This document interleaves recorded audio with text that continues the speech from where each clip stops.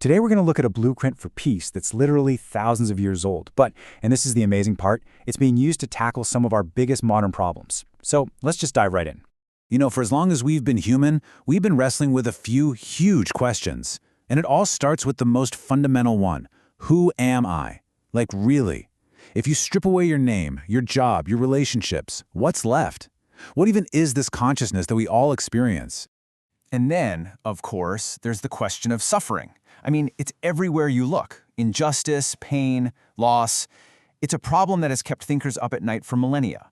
Why is there suffering in the world? And why does it so often feel completely random and unfair? Which, naturally, leads us to the final big question.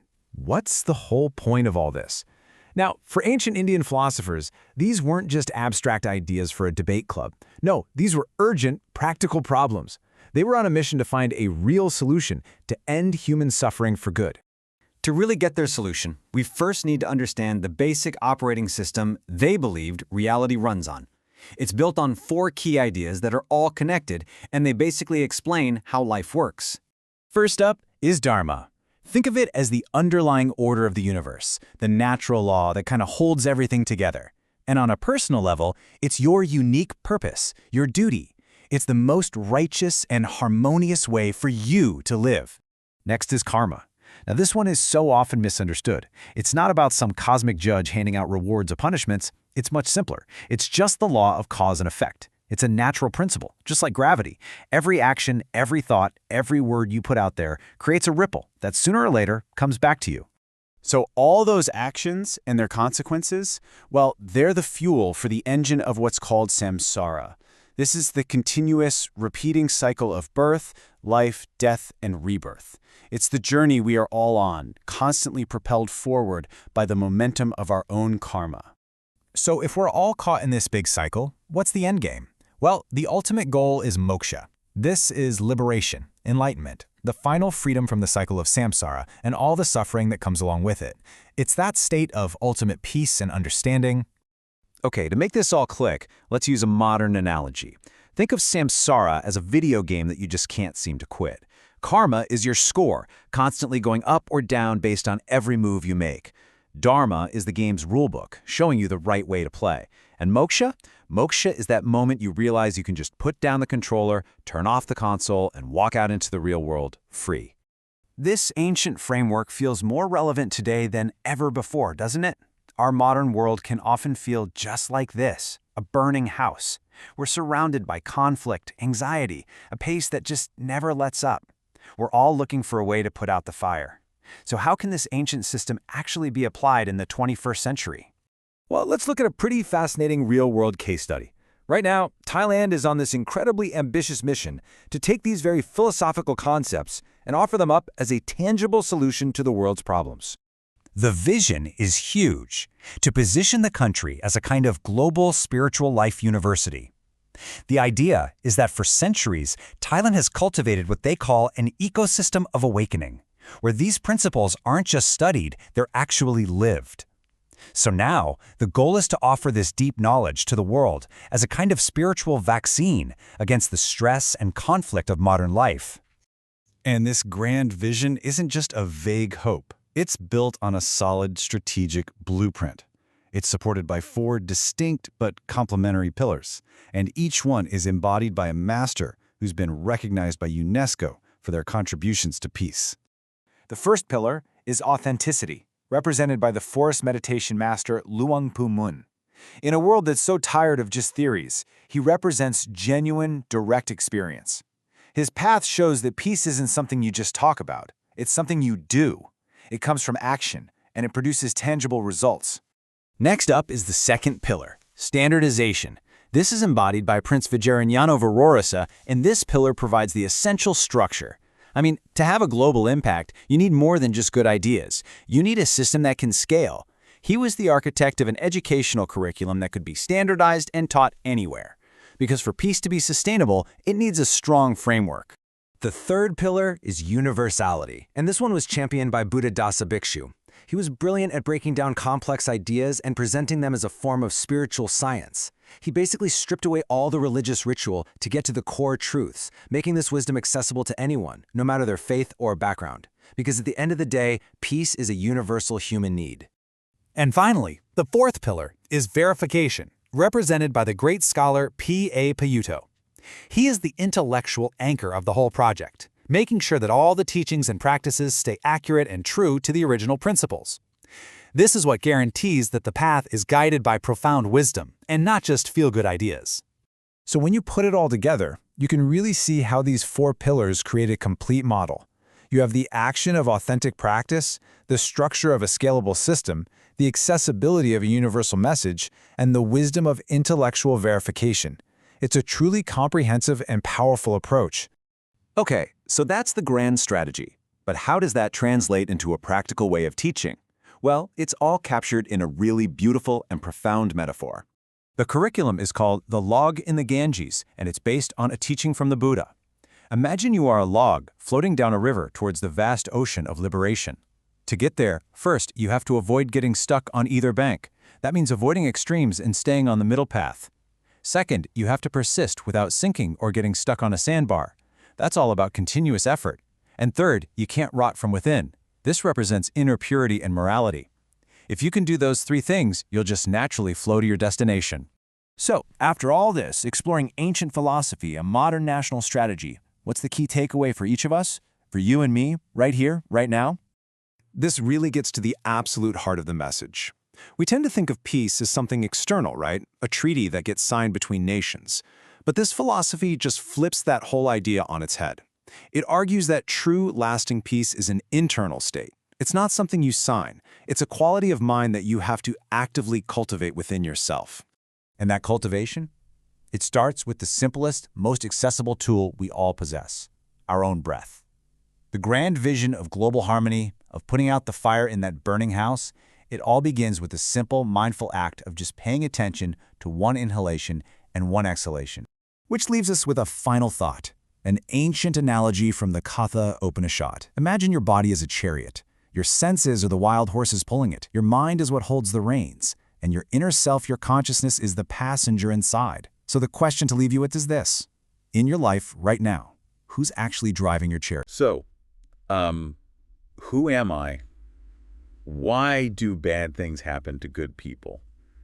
And I guess ultimately, what is the goal of this life? Yeah, the big three, the universal questions. The absolute biggest. I mean, they are the kind of questions that usually hit you at, 3 in the morning when you're just staring at the ceiling fan. Right. Trying to figure out why you're suddenly anxious about an email you sent like 3 years ago. And usually when we ask these questions, we're just flailing around, we're guessing. Yeah, totally. We act like we're the very first people on earth to ever worry about this stuff. Or we're looking for a quick fix, like a life hack or a 10-step listicle to just optimize your existence, Exactly. But today, we are doing something very different.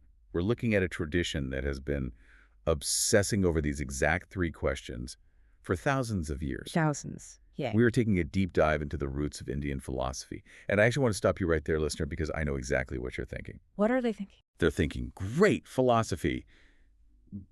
Guys in togas debating logic puzzles, or maybe these dusty textbooks that smell like a library basement. Or maybe they're thinking of a really expensive yoga retreat in Bali. Right. Which is a totally fair assumption if you're coming from a purely Western academic background or just that pop culture wellness perspective. Yeah, absolutely. But the source material we're diving into today emphasizes a massive distinction right off the bat. This is not just mental gymnastics. It's really not. That is the crucial distinction we have to make. Right. The sources describe Indian philosophy not as this speculative hobby where you sit around drinking wine and talking about the ether. Yeah, it's described as a practical quest. Mm-hmm. It is basically a survival guide for being human. And if we look at Western philosophy, and we are generalizing a bit here, obviously, but just for the sake of contrast, from the Greeks to the Enlightenment, it often focuses on understanding the external world. Right, like how does gravity work? Exactly. Or what is the ideal political state? How do we categorize biology? It's looking out. It's using the telescope and the microscope. It's all about dissecting the machinery of the world. Yeah. Trying to figure out all the little gears. Precisely. But the Indian tradition, It turns the camera around a full 180 degrees. It looks inward. It focuses on internal transformation. It asks who is the one doing the looking. It is entirely about consciousness. It's about liberation from suffering. So it's way less about how does the world work, Yeah. and much more about how do I stop hurting. Yes. And there is a specific word for this that kept coming up in the research, darshana. Darshana, it's a really beautiful word, and it literally translates to see, To see. not to think. No, not to think, not to speculate, not to hypothesize. It means to see. Wow. The whole implication is that the truth isn't something you can argue into existence. It's something you perceive directly, like seeing a fire right in front of you. You don't debate the fire, you just see it. Right. And the core premise is that the reason we suffer is simply because we aren't seeing reality clearly. We are essentially hallucinating. That is such a powerful image. We're just walking around in a thick fog, bumping into furniture and getting incredibly mad at the furniture. Exactly. And darshana is the act of simply turning on the light. So the mission for this deep dive today is to try and clean that lens for you. We want to see what these ancient thinkers saw.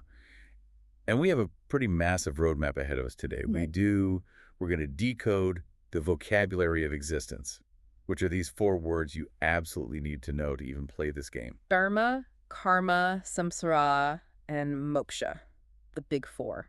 And we're also going to look at the Great Divide, this massive split between the Orthodox believers and the rebels. And yes, there were rebels. Oh, big time. Atheists, materialists, skeptics. It wasn't all just chanting and incense. They were basically the ancient versions of Reddit debaters. Exactly. We're going to talk about why your local yoga class might be completely missing the point, why Buddhism actually thinks you don't exist, and we'll end with this wild thought experiment involving a chariot. A thought experiment that might actually change how you make decisions tomorrow morning. It's a comprehensive map of the mind. So let's get into it. Let's do it. Before we can understand the specific schools, like yoga or Buddhism or whatever, we have to learn the language. Right. The source material calls these the 4 pillars. These are concepts that span almost the entire landscape of Indian philosophy. You can't really play the game if you don't know the rules. That's exactly right. Even schools that absolutely hate each other, schools that completely disagree on the nature of God or the soul, they all use these 4 terms as the bedrock of their arguments. It's the shared operating system. Exactly. It's the OS running in the background of all these debates. Okay, let's hit them one by one. First up is Dharma. Now, I see this word everywhere. I see it on T-shirts, I hear it in pop songs. People say things like, oh, it's my dharma to be a musician. But in this ancient context, what are we actually talking about? Well, it's a notoriously difficult word to translate into English because it shifts meaning depending on the context. Okay. But at its absolute root, it comes from the Sanskrit root dri, which means to uphold or to support. Uphold what, exactly? The cosmic order. The source material defines it as duty, law, righteousness, or basically the right way of living. Right way of living. Think of it as the underlying rhythm of the entire universe. Okay, that's a little bit abstract for me. Help me visualize that. Sure. Imagine you are an actor in a play. Okay, I'm an actor. The play has a script.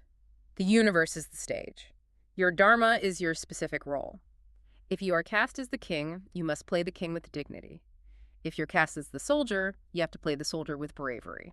Okay, I follow. If the soldier suddenly decides to try and act like the king, or if the king just starts acting like the jester, the whole play falls apart. Chaos ensues. So dharma is essentially staying in your lane. Well, it's more active than just staying in your lane. It's about alignment. Alignment. Yeah.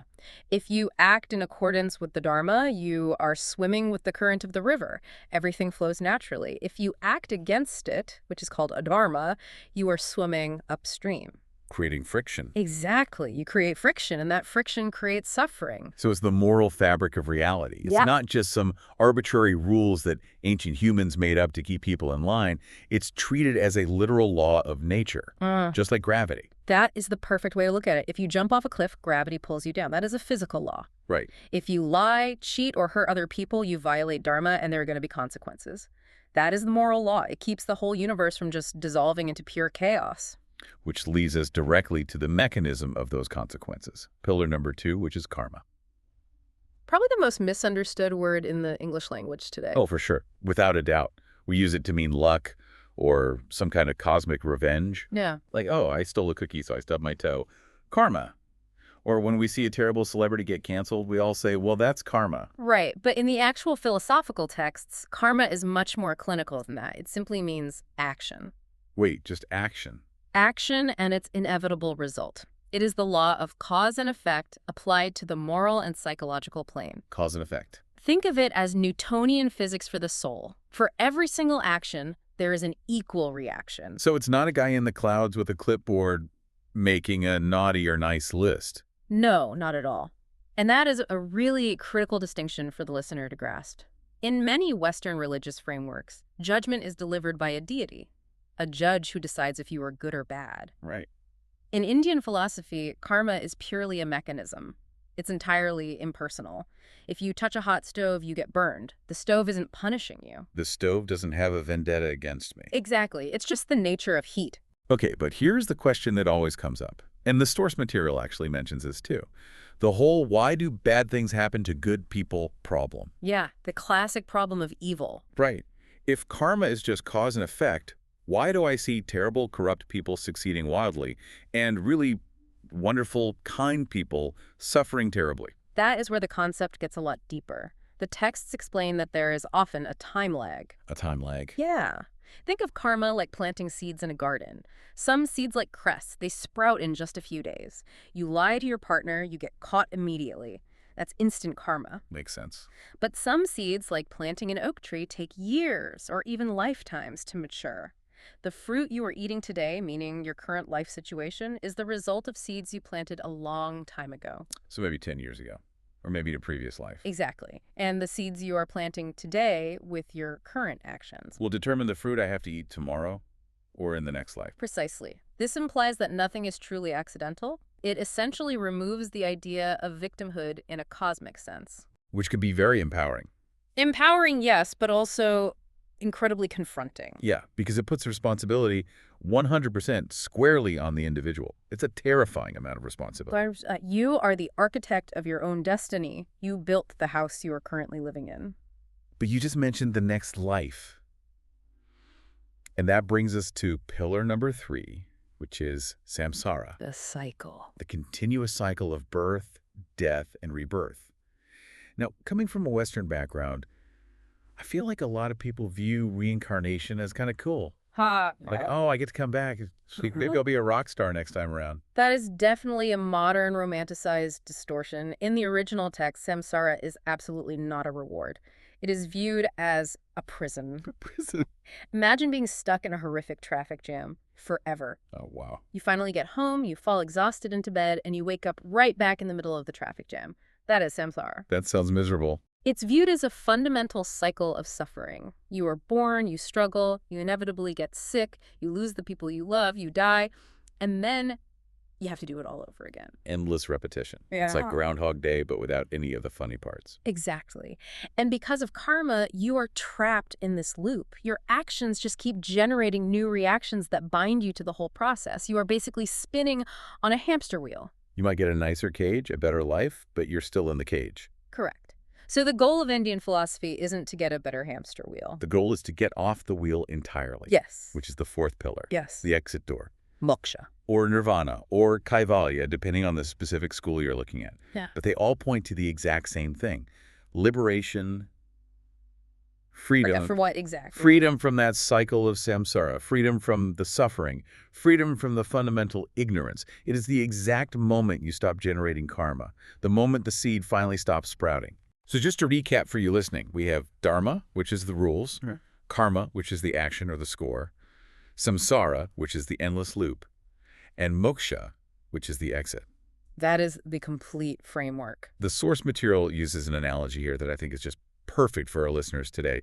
It compares this entire ancient metaphysical setup to a video game. Yeah, it's a surprisingly accurate parallel. Let's really unpack that. So if you're listening, picture a massive open-world RPG, like World of Warcraft or Zelda, a game you are totally hopelessly addicted to. You cannot stop playing. Right. That addiction, that feeling of being utterly stuck in the simulation, that is samsara. You are totally engrossed in the avatar. You literally forget you are the player sitting on the couch in your living room. You think the damage the avatar takes is actually happening to you. Right. Now, inside this game, you have to complete quests. You have to follow the game's logic. If you try to walk through a solid stone wall, you bump your nose. Right. If you attack a random villager, the town guards come after you. Yes. That underlying code, the unbending rules of the game, is Dharma. It's the structure you have to navigate. It's the core programming of the virtual world. And as you play, you collect gold coins, you gain XP, you level up. Or you do something stupid, lose points, and get sent all the way back to the start of the level. Exactly. That accumulating score that determines your current status in the game, that is karma. It follows you from level to level. If you grind and play the game well, you get better gear for the next stage. Exactly. Now, most of us in life are just trying to win the game. We want the high score, we want the good karma, we want the nice house, the good job, the happy family. Right, we want to be the level 99 wizard with the glowing gold armor. Which essentially equates to just getting a better level next time, a heavenly rebirth. But then the philosopher comes along, the guru, and the guru taps you on the shoulder and says, hey, look away from the screen. Look at the plastic controller in your hand. Right.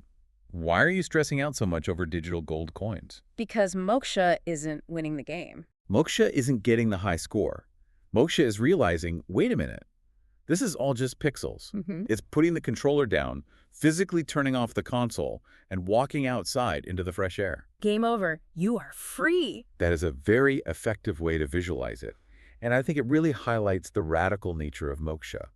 It's not about fixing the world. It's about transcending the world. It's waking up from the dream. That is a huge shift in perspective from how we normally operate. I feel like most of modern self-help is entirely about optimizing the dream. Oh, absolutely. How to be more productive inside the dream, how to be richer in the dream, how to get a six-pack in the dream. And Indian philosophy would say, look, that's fine. That's valid. They even have a word for that success, Artha.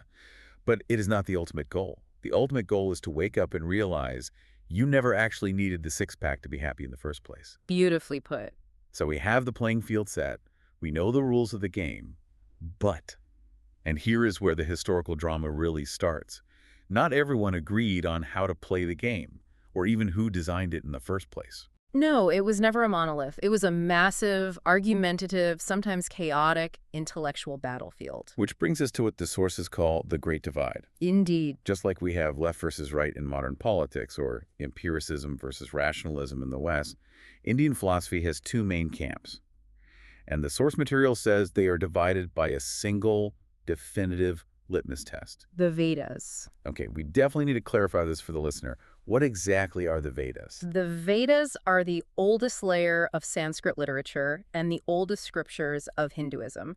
We are talking roughly 1500 to 1200 BCE, very ancient. Wow, okay. They contain hymns, deep philosophy, and guidance on various rituals.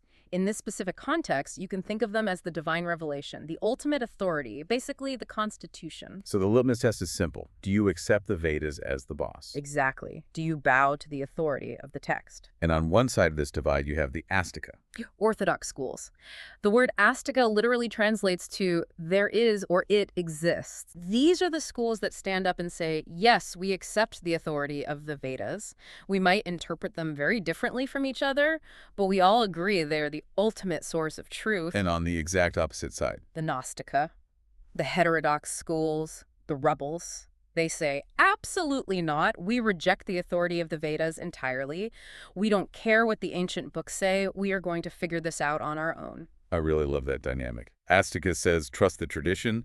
Gnostica says, question authority. Broadly speaking, yes. But here's a nuance that very often trips people up, especially if they are coming from a Western mindset. What's that? In the West, the word orthodox almost always implies believing in God. You know, an Orthodox Christian or an Orthodox Jew. Right, it implies strict religious theism. But in Indian philosophy, being Astika or Orthodox doesn't necessarily mean you believe in a creator God at all. It strictly means you believe in the Vedas. Oh, interesting. Yeah, there are Asastika schools like the Samkhya school that are effectively atheistic. They believe in souls and they believe in matter, but they don't believe in a God. Yet, they're still classified as Orthodox because they respect the ancient texts. That is a fascinating distinction. So it's entirely about textual authority, not necessarily theology. Correct. However, generally speaking, the Astika schools do tend to believe in two main things. The Atman, which is the eternal soul, and Brahman, which is the ultimate reality. And the Gnostica, the rebels. Well, since they rejected that central textual authority, they went wild. They went in very different, very radical directions. Like what? Some rejected God entirely, some rejected the concept of the soul altogether, some rejected everything except exactly what they could see with their own two eyes. So let's meet the players on the field. In the Astika, the orthodox lineup, we've got a powerhouse list. Okay. Nyaya, Vaisheshika, Sankhya, Yoga, Mimamsa, and Vedanta. Right, the 6 systems, they actually often come in pairs, almost like philosophical siblings. And on the Nastika, the rebel side. You have Buddhism, Jainism, and the absolute bad boys of the group, the Charvakas. Now, we obviously can't cover all of these today, or we would be here for literal kalpas. We would never leave the studio. But the source material highlights a few spotlight schools from each side to give you a taste of the debate. Let's start with the orthodox side, the Astika. And the first one is a word everyone listening has definitely heard, yoga. But they probably do not understand it the way the ancients did. Right. When I say yoga, if you're listening, you're probably picturing a studio with dim lighting, incense, expensive leggings, and trying incredibly hard not to fall over while doing tree pose. Or maybe doing some sort of hot Pilates blend. Exactly, which is the physical aspect, the asanas. But the source texts make it clear that is just the tiny tip of a very massive iceberg. In the context of deep Indian philosophy, yoga is one of the 6 orthodox systems. Yes, and it is based on Patanjali's Yoga Sutras. And at its core, it is a profound philosophy of mind control. Mind control. But not controlling other people's minds, controlling your own mind. Patanjali actually defines yoga right there in the 2nd verse of the text. Yoga's chittavritti nirodha. Can you break that translation down for us? It translates to, yoga is the cessation of the fluctuations of the mind. Whoa. Okay, so it really has absolutely nothing to do with having a tight core or flexible glutes. No, nothing at all. It is entirely about achieving a silent mind.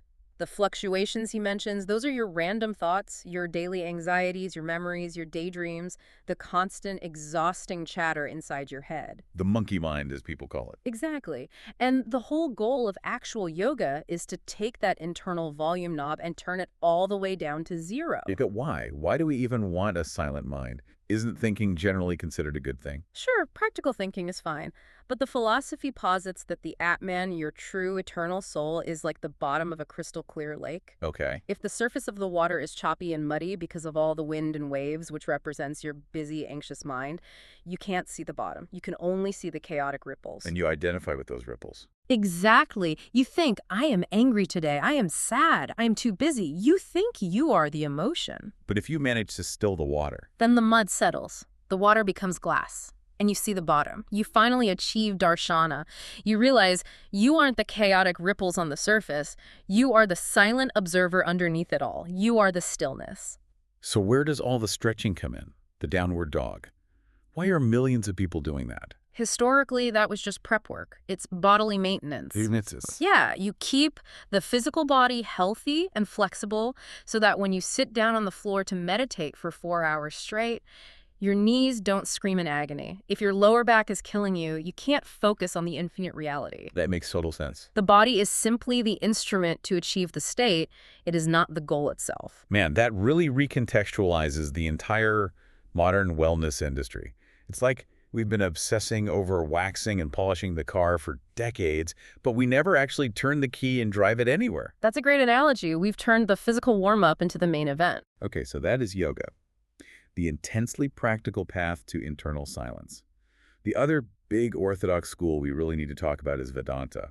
Specifically, the school of Advaita Vedanta. This is very often considered the absolute philosophical crown jewel of India. This is where the metaphysics gets really, really high altitude. Advaita, what does that specifically mean? It breaks down to Advaita, which means not two, non-duality. Non-duality. Break Yeah. that down for us, because this is where the reading got pretty trippy. Okay, let's do an exercise. Look around the room you're in right now. What do you see? I see my microphone. I see this wooden table. I see you sitting across from me. I see the acoustic panels on the walls. And you feel deeply that I am sitting right here inside this specific body, and all of those other things are over there. Subject and object. Me and you. Right. Obviously, that's just how human eyes work. Well, Advaita says that is a complete illusion. An illusion? Yes, they call it Maya. Advaita teaches that there is actually only one ultimate reality in existence, and that is Brahman. Infinite, undifferentiated consciousness. Okay, but what about the table? Everything you see, the table, the mic, me, the listener, are all just temporary names and forms appearing within that one single consciousness. So we are all literally the exact same stuff. The classic analogy they use is the ocean and the wave. If you stand on the beach and look at the ocean, you see a million different waves. Big waves, small waves, frothy waves. Right, and they all look separate. They have completely different shapes and lifespans. But what actually is a wave? It's just water. It's just water moving for a second. Does the wave have any actual separate existence from the ocean itself? No. If the wave crashes and dies on the sand, did the water die? No, it just goes back into the ocean. Exactly. So Advaita asks you, are you the wave or are you the water? I mean, I usually think I'm the wave. We all do. You think you are this separate, isolated person with a specific name and a career and all these unique problems. But Advaita says, Tat Tivam Asi, thou art that. Thou art that. You are the water. You are the entire ocean. The feeling of separation is just a trick of the light. That is heavy. It sounds incredibly beautiful, but also kind of terrifying if you really think about it. It can be. Because if I am actually the entire universe, then the specific person I think I am with my podcast and my hobbies, doesn't really matter. They would say the little self, the ego, is just a limitation. It's a mask you're wearing, a costume for the play. The ultimate goal of Vedanta is to take off the mask and realize your true infinite nature. So it's not nihilistic. Not at all. It's not about becoming nothing. It's about realizing you are literally everything. It's expanding your identity from just this one tiny body to the entire cosmos. Okay, so that is the ultimate orthodox view. You have a soul, the Atman, and that soul is fundamentally part of the divine whole, Brahman. Yes. Now let's cross the aisle. Let's go look at the rebels, the Nastika, because they heard this whole you are the ocean speech from Vedanta and basically said, yeah, I don't think so. Right. And the biggest, most influential challenger here is Buddhism. Buddhism is so fascinating in this context because it takes that core Vedantic idea and flips it completely upside down. Remember how we just established that Vedanta is all about the Atman, the eternal, unchanging soul? Yes, the bedrock of their system. Well, Buddhism teaches anatta. Which translates to no soul or non-self. Wait, no soul? I thought the whole point of Buddhism was reincarnation. It is. How do you reincarnate if you don't even have a soul? That seems like a pretty massive plot hole in the philosophy. That is the absolute million-dollar question. And the Buddha argued that if you actually sit down and look very closely at your own direct experience, you cannot find a permanent self anywhere. But I feel like me. I have specific memories from childhood. I have a distinct personality. I like pizza and I hate math. Sure, but are you genuinely the exact same you that you were at age 5? Well, no. Every single cell in your physical body has died and been replaced. Your thoughts have completely changed. Your core beliefs have changed. Your emotions are constantly shifting, minute by minute. That's true. The Buddha said, look, you are not a static thing. You are a process. A process. Like a river. Exactly like a river. A river is never, ever the same water from one second to the next, but it maintains a general shape, so we give it a name. You are a flowing, ever-changing stream of consciousness, sensations, and perceptions. But there is no solid rock sitting in the middle of the stream called a soul. None. So back to the reincarnation question then. If I'm just a shifting stream of thoughts, how does rebirth work? Imagine holding a lit candle. Okay. You use the flame from that candle to light a second, brand new candle. Got it. Did the flame physically move from the first candle to the second? Not really. It wasn't a physical object that traveled through the air. Exactly. The energy transferred. The process simply continued on to a new fuel source. That is the Buddhist concept of rebirth. The momentum of your karma pushes forward into a brand new life, but there's no ghost or solid soul traveling from body to body. That is a subtle but absolutely massive difference. Vedanta says, you are the permanent, unchanging reality. Buddhism says, everything is impermanent and changing, including you, so just let go. And they take it a step further. Holding on to the false idea of a permanent self, trying to freeze the river, trying to make the process stop, is exactly what causes all human suffering in the first place. Which leads us directly to their core framework, the Four Noble Truths, right? Right. Which the sources frame as a medical diagnosis. Yes. It's an incredibly practical framework. The Buddha wasn't playing metaphysical games. He formulated his teachings exactly like an ancient doctor would treat a patient. Walk us through the diagnosis. Step 1 is dukkha, which means life fundamentally involves suffering or unsatisfactoriness. What's the symptom? Step 2 is samudaya. There is a specific cause to this suffering, which is usually our constant craving or attachment to things being permanent. The underlying disease. Step 3 is nirvana, the good news. There is an actual end to this suffering, which is nirvana. The prognosis. And step 4 is magga. There is a practical path to reach that end, which is the Eightfold Path, the prescription. It really is just like a doctor's visit. Symptom, diagnosis, prognosis, prescription. Exactly. Buddhism is way less interested in debating what the universe is fundamentally made of, and much more interested in answering, how do I pull this flaming arrow out of my chest? Okay, so we have the Orthodox all is one crowd, and the Buddhist all is flux crowd. But there is one more group of rebels that went to the absolute extreme. Oh, yes. And honestly, finding this group in the ancient texts really surprised me. The Charvaka school. The ancient materialists, the original skeptics. I like to call them the punk rockers of ancient India. These guys sound like they belong in a modern Richard Dawkins fan club, not ancient India. Tell us about them. The Charvaka school is a complete shock to the system. We have this pervasive Western stereotype of ancient India as this mystical land full of ascetics and sages floating on clouds. But the Charvakas were hardcore, uncompromising empiricists. They operated on a very strict rule of evidence called pratyaksha, which just means direct perception. Meaning what, practically? Meaning, if I cannot see it, hear it, touch it, or taste it with my own senses, it absolutely does not exist. The sky. Can't see him, doesn't The exist. eternal soul. Can't touch it under a knife, doesn't exist. They actually argued that consciousness is just a temporary physical byproduct of the brain, exactly the way fermentation creates alcohol in wine. Wow, so when the physical body dies, consciousness just switches off. Simply stops. Dust to dust. So, no afterlife. Yeah. No reincarnation. None at all. What about karma? No karma. In fact, they aggressively argue that the Orthodox priests completely made up the concept of karma just to control the uneducated masses and guilt them into donating money for rituals. They were actively anti-establishment. Highly anti-establishment. They openly taught that the sacred Vedas were just superstitious nonsense written by, and I quote, knaves and buffoons. That is wild to read in a text from thousands of years ago. So if there is no heaven, no hell, no karma to worry about, what was their actual philosophy of life? Was it just pure nihilism? Not nihilism, pure hedonism. Their logic was, if this one physical life is all you are ever going to get, you had better enjoy every single second of it. Maximize earthly pleasure. There is a very famous verse attributed to their supposed founder, Brihaspati. It goes, while life remains, let a man live happily, let him feed on ghee, even though he runs in debt. Drink ghee even if you have to borrow money to buy it. Ghee, or clarified butter, was the absolute ultimate luxury food of the time. So the modern translation is basically, order the lobster, put it on the credit card. Who cares about the debt? Right, who cares? You won't be around to pay the cosmic bill of karma anyway. That is literally the ancient Sanskrit version of YOLO. It really is. You only live once, so drink the butter. But why is this school even important to talk about? Why do we include them in this deep dive? They kind of seem like the antagonists of the whole story.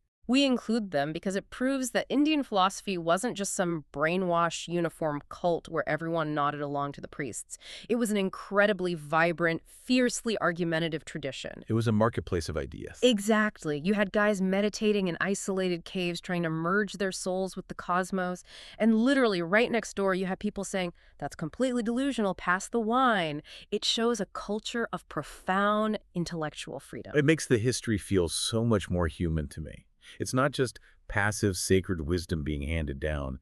It's a loud, messy conversation. Absolutely. And that fierce argumentation is actually what refined all these ideas over the centuries. The Buddhists had to develop really airtight logic to answer the Charvaka skeptics. The Vedantins had to get incredibly sharp to answer the Buddhists. Iron sharpens iron. Okay, so we've got the pillars laid out, the game, the rules, the score, and the exit. We've seen the whole spectrum of thought from you are God to you are literal dust. A wide spectrum. But I want to bring this whole thing back down to the personal, practical level. Because remember, our mission statement at the start of this deep dive was internal transformation. Right. If this doesn't actually help you live a better life on a Tuesday afternoon, it's just historical trivia. And the source material gives us a very specific mental tool for this. A brilliant thought experiment straight from the Katha Upanishad. It's called the chariot analogy. This is hands down one of the most enduring, powerful images in all of Eastern thought. It's the perfect way to visualize the chaotic internal hierarchy of a human being. Okay, listener, I want you to actively do this with us right now. Close your eyes, unless you're driving or operating heavy machinery, obviously. Please keep your eyes open if you're driving. Imagine a grand chariot. Think Ben-Hur style. Intricate gold trim, massive wooden wheels. Okay, I'm visualizing it. First, you have the chariot itself. The physical vehicle. In this ancient analogy, the chariot represents your body. It's just the hardware. It carries you through the physical world. It occasionally gets dinged up and needs regular maintenance and food, but it's just the vehicle. It has no actual will or desires of its own. Makes perfect sense. Then, yoked to the front of this chariot, you have the horses. Powerful, muscular, restless horses. These represent your senses. Your eyes, your ears, your sense of taste, touch, smell.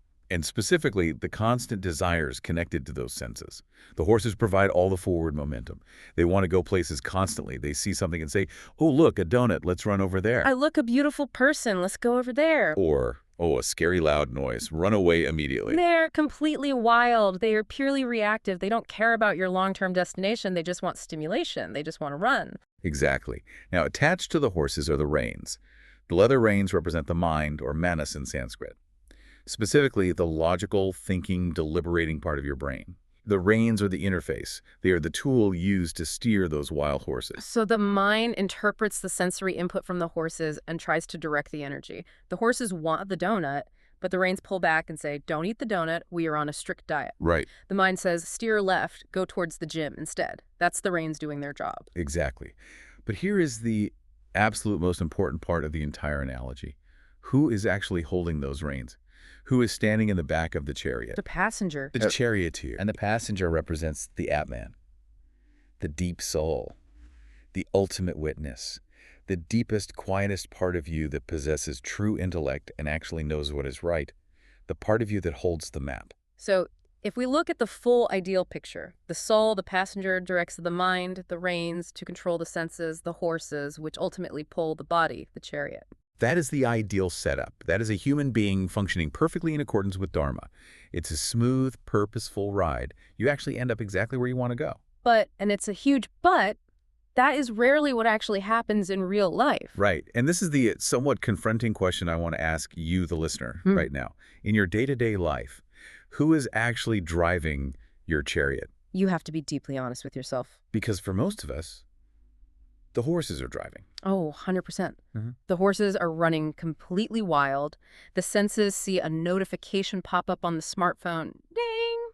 And the horses immediately bolt toward it. Yep. And the reins, the mind, are just flapping around loose in the wind. Or even worse, the mind is frantically trying to justify where the horses are already dragging you. Right. The mind says, oh, I definitely need to check Instagram right now for work networking purposes. Exactly. Or I absolutely need to eat this entire sleeve of cookies because I had a really stressful day at the office and I deserve it. That is just the mind making up clever excuses for the wild horses. The passenger isn't even consulted. And the passenger. The poor soul in the back. Usually fast asleep in the back seat. Or screaming in terror while being completely ignored by the horses. I have to admit, this happens to me constantly. I will actively plan to go to the gym after work, which is the passenger making a clear decision based on long-term goals. Right. Good decision. But then I get home, I feel physically tired, and I see my very comfortable couch. The horses react to the comfort. My mind instantly constructs a flawless logical argument. Rest is vital for muscle recovery. You shouldn't overtrain. The reins justifying the horses. Yes. And I sit on the couch. The horses completely won. It's so relatable. This ancient analogy perfectly explains modern addiction, procrastination, anxiety. It is fundamentally a breakdown in your internal hierarchy. When the blind horses lead, the chariot inevitably crashes into a ditch. But wait, what if the reins are pulled way too tight? Can that happen? Oh, that absolutely happens too. You get people who are so trapped in their own heads, so hyper-analytical and restrictive, that they essentially strangle the horses. They don't let themselves feel anything. Right. They are rigid. They have zero joy or spontaneity in their lives. That is also a severe malfunction of the chariot. You need the horses to run. They provide the passion and the energy. You just need them to run straight. So the practical quest we've been talking about, the whole point of Indian philosophy, is basically just internal driver's ed. That's a great way to put it. It's learning how to gently wake up the passenger. It's training the mind to hold the reins firm but fair. It's breaking the senses the same way you would break a wild stallion. Not to kill the horse. No, not to kill it, to make it incredibly useful. That is such a key point. We aren't trying to destroy the senses or numb ourselves to the world. The chariot literally needs the horses to move forward. We just need them to go where we actually want to go. Precisely. And this is exactly what true yoga is. This is what meditation is. It is literally gym time for the charioteer. It is strengthening the mental grip on the reins. I love this analogy so much because you can use it anytime, anywhere. You're about to fire off an incredibly angry text message to someone. Just pause for 1 second. Ask yourself, who is actually typing this message right now? Is it the horse reacting in blind anger? Or is it the passenger? It's brilliant. It turns all these abstract, lofty metaphysics into a simple, momentary check-in. It promotes deep mindfulness without ever having to use the corporate buzzword. It gives you a practical framework to just step back and observe yourself. Speaking of modern buzzwords like mindfulness, let's move into our final segment here. Why does any of this actually matter today? It's the ultimate question. We are sitting here in the 21st century. We have iPhones, we have generative AI, we have Ozempic, we are shooting rockets to Mars. Why should we care what some guy sitting in a forest thought 3,000 years ago? It is a completely fair question, but the modern research identifies 3 key areas where these ancient ideas are not just historically relevant, they are actually way ahead of our current curve. What are the 3 areas? Mental health, global ethics, and strangely enough, quantum physics. Okay, let's start with mental health, because this one seems the most obvious given the massive explosion of the wellness industry lately. It is the most obvious, but we really need to give credit where credit is due here. The clinical practices rooted in Buddhism and yoga, things like mindfulness, deep meditation, structured breathwork, cognitive reframing, these aren't just spiritual woo-woo vibes anymore. They're hard clinical tools. You finally have the data to back it up. Mountains of empirical data. We now know definitively that mindfulness drastically reduces cortisol levels in the blood. We know through MRI scans that meditation physically changes the gray matter density in the prefrontal cortex. Which is the part of the brain that acts like the reins. Exactly. We know that the ancient Buddhist technique of simply watching your thoughts pass by without reacting to them, which psychology calls metacognition, is the fundamental basis of CBT, cognitive behavioral therapy. So basically, modern Western psychology is finally validating and prescribing the exact cure that Indian philosophy developed 2,500 years ago. Yes. They perfectly diagnose the human condition, the restless mind, the constant craving, the dukkha, and they developed the precise technology to fix it. We are just now catching up, putting it into a sleek smartphone app, and charging a monthly subscription for it. Amazing. Okay, what about ethics? Because sometimes ancient ethics can feel a bit outdated or barbaric. Sometimes, sure, but not this concept. Take the ancient concept of ahimsa. Which means nonviolence, right? Right. It is a core, uncompromising tenet of Jainism, yoga, and Buddhism. But it is not just a passive rule like don't punch people. It is an active, radical nonviolence in your thoughts, your words, and your deeds. It is a profound respect for all living things. And this specific idea had a massive impact on the 20th century. Unbelievably huge. This ancient Sanskrit idea traveled through time and directly inspired Mahatma Gandhi. Gandhi took ahimsa and used it as a brilliant political weapon. He called it satyagraha, soul force, to successfully bring down the entire British Empire in India without firing a single bullet. He weaponized peace. And the lineage didn't even stop there. No, it didn't. Gandhi's successful use of ahimsa directly inspired Martin Luther King Jr. That's incredible. So the American Civil Rights Movement, the literal fight for racial equality in the United States, has direct, documented philosophical roots resting in these ancient Indian texts. That is a connection I really don't think people make often enough. Tracing a direct historical line from the Upanishads straight to the March on Washington. It's a beautiful, direct lineage, and it proves beyond a shadow of a doubt that these ideas have real-world power. They aren't just for ascetics sitting in caves. They can literally topple global empires and change societies. Okay, and the last one you mentioned, physics. This one is always a bit mind-bending for me. It is mind-bending. But consider the absolute core insight of Vedanta that we discussed earlier. The idea that reality is fundamentally one, that all separation is just a persistent illusion, that the observer and the observed are inextricably linked. which, when you say it like that, sounds an awful lot like... Quantum mechanics. Yeah. The modern concept of quantum entanglement, the proven reality that two particles can be deeply linked and affect each other instantaneously across vast distances of space. Yeah. Or the observer effect, the idea that the mere act of measuring a particle fundamentally changes its outcome. It proves the universe isn't just a simple collection of separate billiard balls bouncing around in a void. It's a deeply interconnected web. Exactly. And this parallel isn't just a fun coincidence we made up for this deep dive. Some of the actual founding fathers of modern quantum physics, brilliant minds like Erwin Schrödinger, Niels Bohr, Robert Oppenheimer, they actively read the Vedas and the Upanishads. Really? They were studying ancient philosophy while doing quantum math. They were.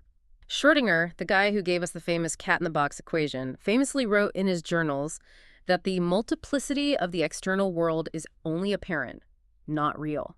Wow. He literally found in the Upanishads a fully fleshed out philosophical framework that finally made sense of the completely bizarre non-Newtonian things he was seeing in his quantum lab.